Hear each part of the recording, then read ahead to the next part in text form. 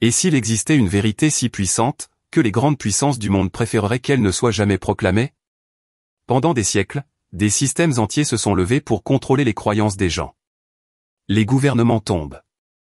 Les empires changent. Mais certaines vérités restent dangereuses. Parmi les voix chrétiennes de notre époque, il y en a une en particulier qui provoque un certain malaise. Une église qui, bien que petite par rapport à d'autres confessions mondiales, suscite des regards méfiants, des silences stratégiques et dans certains cas, même un rejet institutionnel. Pourquoi? Pourquoi l'église adventiste du 7e jour dérange-t-elle autant? Pourquoi son message semble-t-il être ignoré par les grandes plateformes religieuses et médiatiques? La réponse réside peut-être dans quelque chose que peu osent dire à haute voix, le système craint ce qu'il véhicule. Mais, que craint exactement le système? Si vous aussi vous remarquez que quelque chose ne va pas dans la façon dont les choses évoluent, aimez la vidéo, abonnez-vous à la chaîne, activez la cloche et partagez votre opinion dans les commentaires. Votre participation renforce ce contenu. Le message adventiste n'a plaisi pas au système. L'Église adventiste du 7e jour n'a pas été conçue pour plaire au monde. Depuis sa création, elle s'est distinguée en remettant en question ce qui est politiquement correct dans le milieu religieux. Au lieu d'adoucir ses messages, elle pointe du doigt les erreurs. Au lieu de s'aligner sur les discours dominants, elle insiste sur l'autorité des Écritures. Son message repose sur 3 piliers fondamentaux. La Bible comme seule règle de foi et de pratique.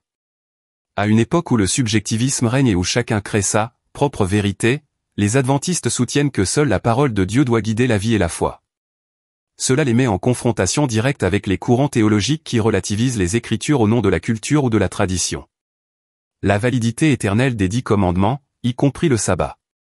Alors que de nombreux chrétiens considèrent la loi comme abolie ou sans importance, les adventistes affirment que les 10 commandements restent valables, y compris le 4e, qui ordonne la sanctification du sabbat, le 7e jour. Ce n'est pas seulement une différence doctrinale, c'est un affront au système religieux qui s'est adapté au dimanche. La doctrine du jugement investigatif est le retour imminent du Christ. Alors que le monde religieux s'accommode, le message adventiste appelle à la vigilance. Il rappelle qu'un jugement est en cours dans le ciel, que le Christ est à nos portes et que chaque choix a un poids éternel. Cette doctrine apporte une urgence spirituelle, ce qui dérange un système habitué à l'indifférence. Ces 3 points font de l'adventisme une épine dans le pied. Ils exposent les concessions faites par d'autres groupes. Ils remettent en question des traditions bien ancrées. Et ils rompent avec l'esprit écuménique qui tente d'unir tout le monde autour d'une foi diluée. Ce n'est pas seulement une divergence doctrinale, c'est une résistance active à l'esprit du temps. La prophétie comme arme dangereuse. Le monde moderne tolère la foi, tant qu'elle est inoffensive. Tant qu'elle ne remet rien en question. Tant qu'elle ne révèle rien. Mais l'adventisme est, par définition, une foi prophétique. Il ne se contente pas de croire aux prophéties, il les étudie, les interprète et les proclame avec audace. Et cela le rend profondément dérangeant. En accordant une attention particulière aux livres de Daniel et de l'Apocalypse, les adventistes présentent une lecture qui révèle le cours de l'histoire sous l'angle divin. Ce ne sont pas seulement des symboles énigmatiques, ce sont des avertissements concrets sur les alliances dangereuses entre la religion et le pouvoir politique. La prophétie adventiste expose la chute de Babylone non pas comme une ville antique, mais comme le symbole des systèmes religieux et politiques qui se sont éloignés de la vérité et se sont alliés au pouvoir mondain. La marque de la bête qui implique l'imposition de pratiques religieuses contraires à la Bible, en particulier par le biais de lois. Un sujet délicat, souvent ridiculisé, mais qui met en avant la liberté de conscience comme étant au cœur du conflit final. L'union illégitime entre l'Église et l'État, une alliance qui semble promouvoir la paix, mais qui, selon les Écritures, aboutira à la persécution des fidèles. Et tout cela ne repose pas uniquement sur l'interprétation humaine. La foi adventiste reconnaît le don prophétique d'Ellen G. White, dont l'œuvre élargit la compréhension biblique et confirme bon nombre des avertissements donnés par Dieu tout au long de l'histoire.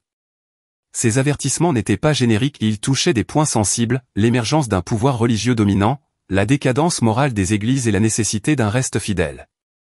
En 1888, elle écrivait : la vérité actuelle ne sera pas acceptée par beaucoup, car elle va à l'encontre de tout ce que le monde est prêt à entendre. Mais le message doit être donné, même si le monde s'y oppose. Pour un système qui a besoin de maintenir les masses distraites et conformistes, une église qui proclame ses vérités est sans aucun doute une menace réelle.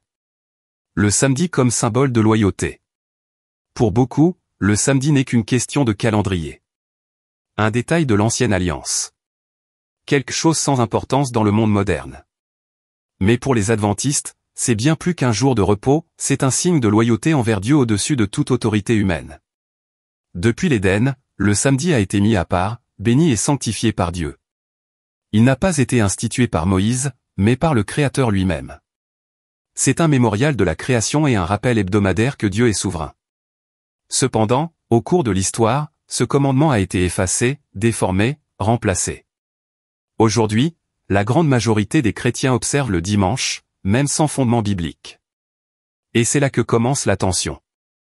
Le sabbat devient un facteur de division entre la fidélité à la parole ou à la tradition des hommes, l'obéissance à Dieu ou la commodité culturelle, la préparation au conflit final ou l'acceptation de la norme mondiale.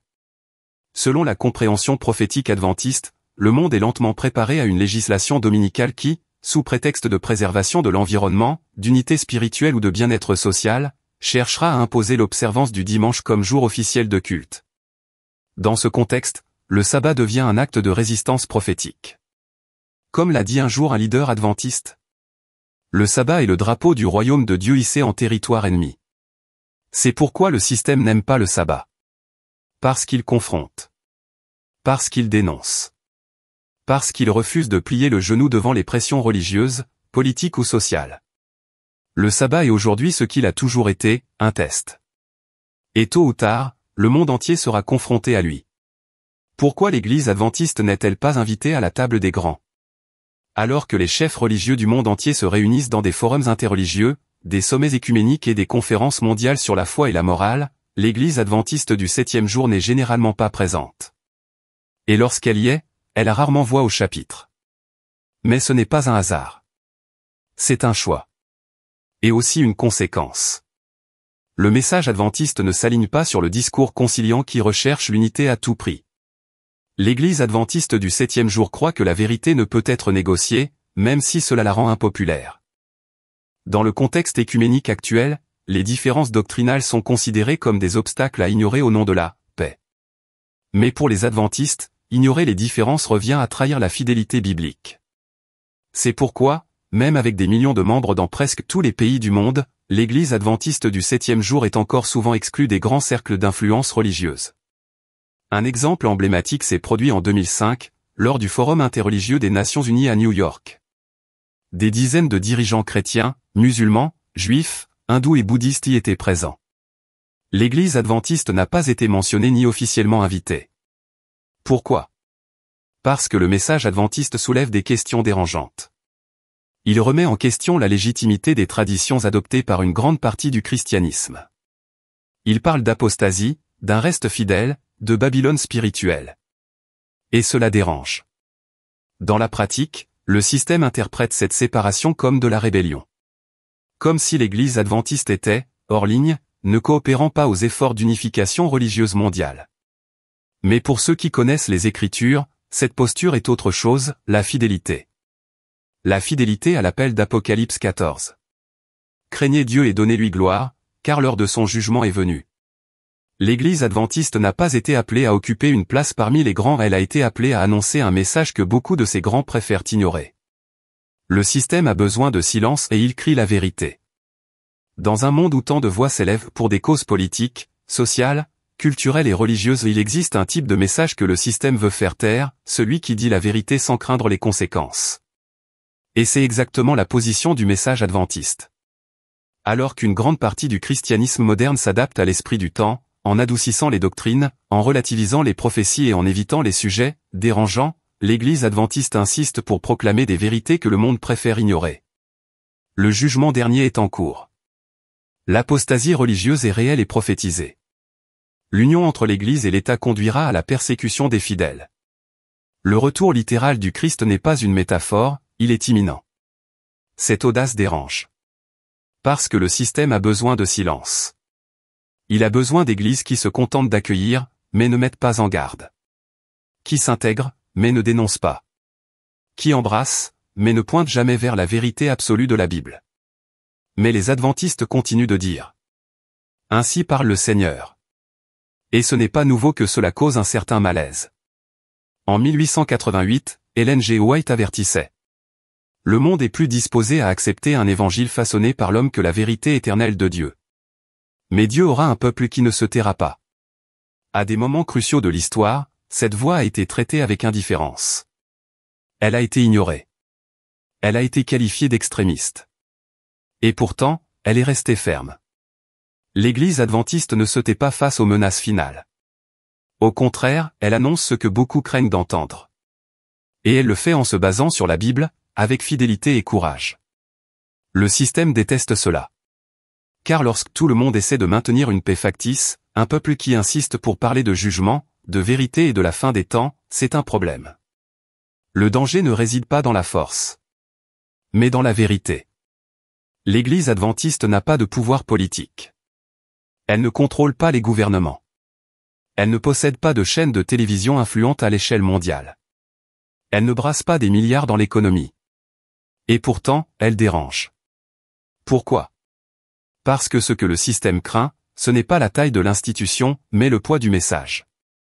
Alors que de nombreux groupes chrétiens cherchent à gagner en importance par leur influence culturelle, l'Église adventiste continue de proclamer une vérité immuable, même si cela la maintient en marge des grandes scènes. Et c'est précisément cette fermeté qui fait peur.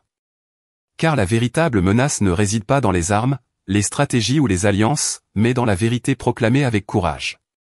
Une vérité qui met en évidence des failles millénaires. Qui dénonce des systèmes religieux corrompus. Qui affirme que le temps presse. Et qu'il existe un peuple qui prépare le monde au retour du Christ. Ils ne craignent pas les adventistes, ils craignent ce que les adventistes annoncent. Et le plus impressionnant? Ils le savent. Ils savent que le jugement est réel. Ils savent que la parole est vraie. Ils savent que les événements finaux ne sont pas une théorie du complot, mais l'accomplissement prophétique. D'où la résistance. D'où le silence. D'où le malaise. Ils craignent parce qu'ils savent qu'à la fin, la vérité prévaudra. Et cette vérité continue d'être proclamée, même au milieu du chaos, du rejet et des tentatives d'effacement. L'Église adventiste du 7e jour n'est pas parfaite. Comme tout groupe humain, elle est confrontée à des défis internes, à des tensions doctrinales et à des luttes spirituelles. Mais il y a une chose qui ne peut être ignorée, son message dérange le système. Et c'est peut-être la plus grande preuve qu'elle est sur la bonne voie. Car lorsqu'une foi devient trop populaire, trop confortable, trop acceptée, c'est le signe qu'elle a peut-être cessé de remettre en question. Le message adventiste n'a pas été conçu pour plaire. Il a été conçu pour alerter. Pour préparer. Pour appeler à la fidélité dans les moments les plus difficiles de l'histoire humaine. Et si le monde craint ce message, n'est-ce pas parce qu'au fond, il reconnaît qu'il est vrai? Et maintenant, je vous pose la question. Pensez-vous que le système craint vraiment les adventistes? Pourquoi? Laissez votre commentaire ci-dessous, votre opinion est très importante. Si ce contenu vous a paru pertinent, aimez la vidéo, partagez-la avec quelqu'un qui apprécie la vérité biblique et abonnez-vous à la chaîne. Activez la cloche pour ne pas manquer les prochains thèmes et, si vous le pouvez, soutenez la chaîne avec un super chat. Ici, la vérité continue d'être annoncée. Quoi qu'il en coûte.